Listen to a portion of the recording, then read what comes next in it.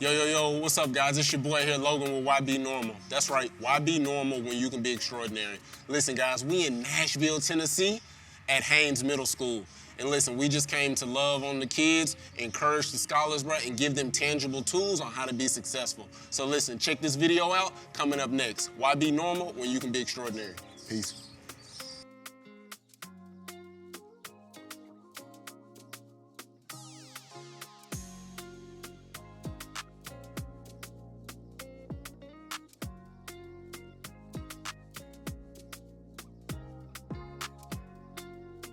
I want you to understand, listen, in all that I'm saying, you don't have to accept the life that's been given to you. Because again, when I ask who want to be successful, everybody's hand will go up. Because what do you want your life to look like?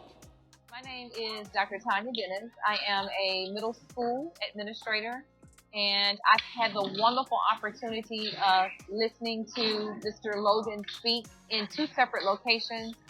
And I cannot speak more highly of his authenticity, his ability to be able to connect with young people. I got a bachelor's degree. I'm working on a master's to become a mental health therapist, but ain't nobody in my family go to college. So it's in my DNA not to succeed.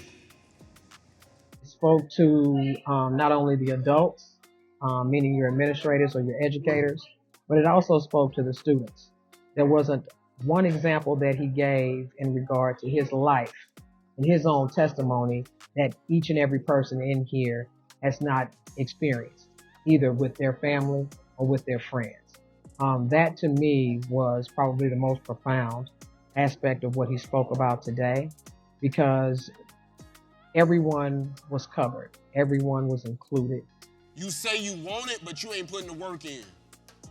You say you want to be successful, but you're not putting the work in to be successful.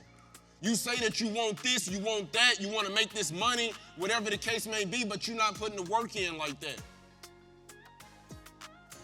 It would have to be your ministry. It would have to be a passion.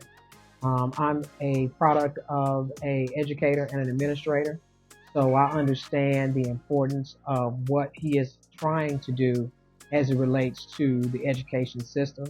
And I think anyone who is called to teach, this would be a program that would be something that they would be passionate about, they would be committed to, and they would be dedicated to. It's just phenomenal. And I think his story should be told over and over again, because in some instances, I do believe that it could actually be the difference between life and death for children. So we're very thankful for him. But I just wanted to come here and I just wanted to encourage you and love on you today.